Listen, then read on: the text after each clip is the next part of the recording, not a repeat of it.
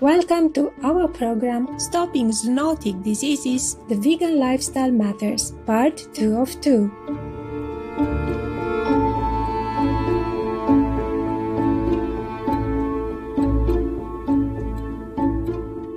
This two-part series focuses on certain epidemics and pandemics from the past 2 decades that have killed many, such as severe acute respiratory syndrome or SARS, Ebola, swine flu, avian flu, and coronavirus, and their roots in meat consumption or animal livestock raising or both.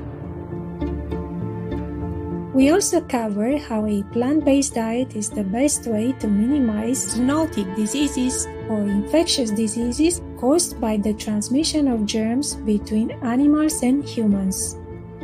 Today, we will talk about the novel coronavirus or COVID-19 pandemic and provide some tips from experts to help lessen the risk of infection.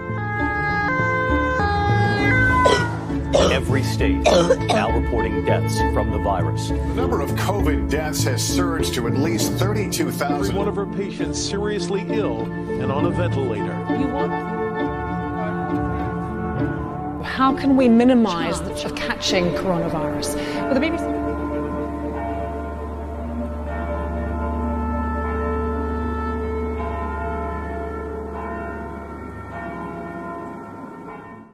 Here is a brief introduction to coronaviruses from the World Health Organization or WHO.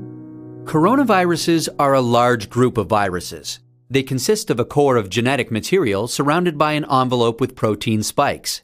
There are different types of coronaviruses that cause respiratory and sometimes gastrointestinal symptoms. Respiratory disease can range from the common cold to pneumonia, and in most people, the symptoms tend to be mild. However, there are some types of coronaviruses that can cause severe disease. These include the severe acute respiratory syndrome coronavirus, first identified in China in 2003, and the Middle East respiratory syndrome coronavirus that was first identified in Saudi Arabia in 2012. COVID-19 is a highly infectious coronavirus disease caused by the recently discovered severe acute respiratory syndrome coronavirus 2 or SARS-CoV-2 that is genetically related to the severe acute respiratory syndrome or SARS virus. Even though both are coronaviruses, they have important differences.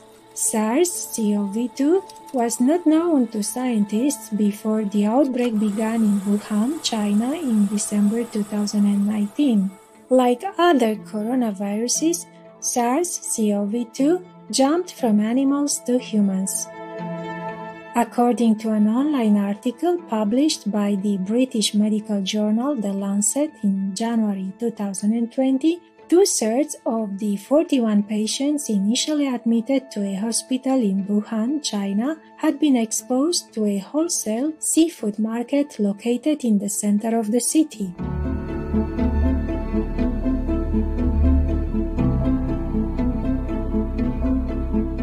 The market had a section where live and slaughtered exotic wild animals such as bats, badgers, peacocks, and pangolins were sold. Based on a genetic comparison, researchers from the South China Agricultural University in Guangzhou, China, identified pangolins as a potential source of SARS-CoV-2. Some scientists theorized the pathogen started in bats, jumped to pangolins, and then to humans. The incubation period before one starts showing signs of infection is 2 to 14 days.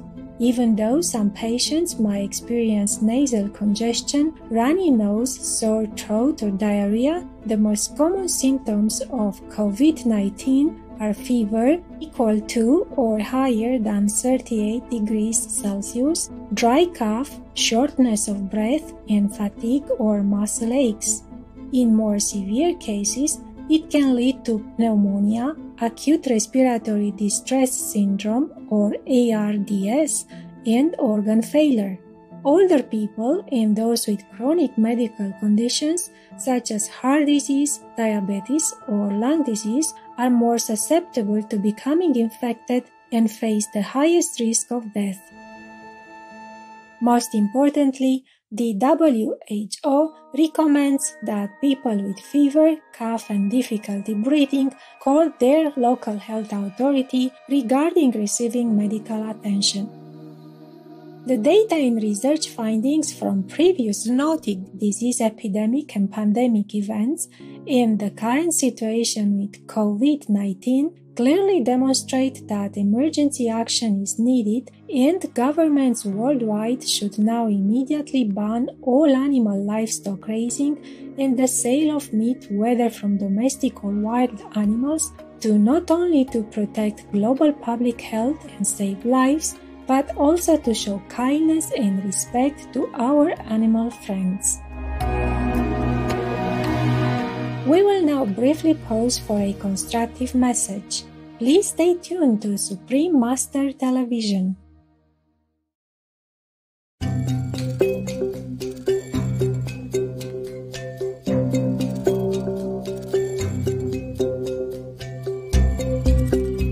Welcome back to Stopping Zoonotic Diseases, the Vegan Lifestyle Matters, Part 2 of 2, on Supreme Master Television. Currently, the best way to protect yourself from getting infected by the novel coronavirus is to avoid being exposed to it. When a person with COVID-19 sneezes, coughs, or exhales, small droplets that carry the virus from their nose or mouth can land on objects and surfaces around the person. A study released in March 2020 found plastic and stainless steel surfaces can harbor the novel coronavirus for up to 72 hours, and it can live on cardboard for up to 24 hours.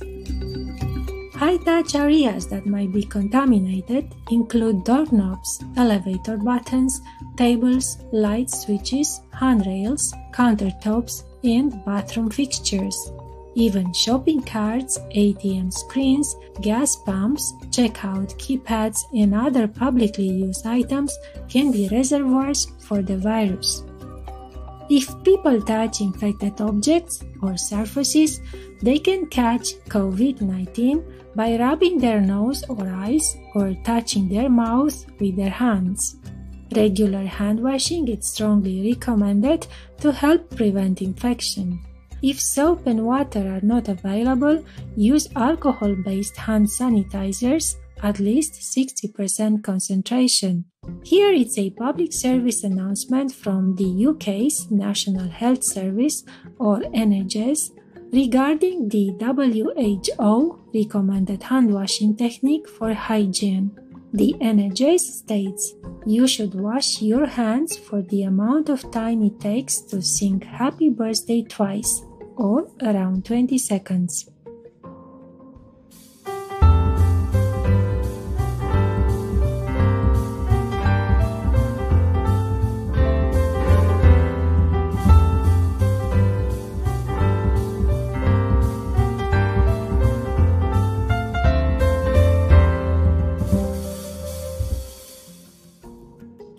Not only can the virus-carrying droplets be transferred by touching contaminated surfaces, but they also can be inhaled by another person standing close enough to an infected individual who is coughing, sneezing, and/or exhaling. This is why it is crucial to keep a distance of at least 2 meters away from an infected person and cover one's mouth and nose with a tissue when coughing or sneezing, and discard it afterwards.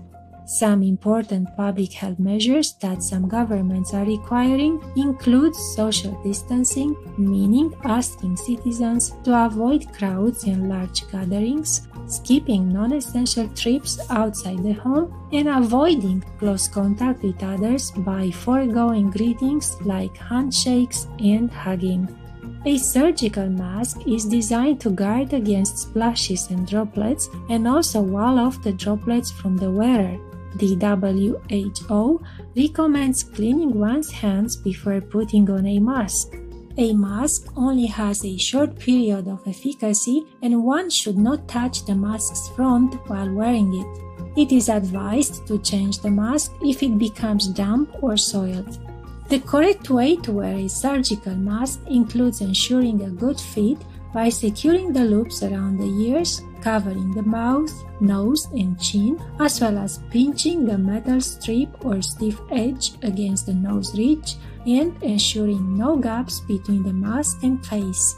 Remove the mask by holding the loops without touching the mask's front and dispose of it in a closed waste bin. One's hands should then be washed. Now is the time to make the right choice of showing kindness and love to our animal co-inhabitants who share our planet. How many people can just sacrifice a little taste of the palate just to be a noble being, just to be a compassionate person, worthy of being the crown of the creation? Then I don't even need to go teaching, I don't need to do anything anymore.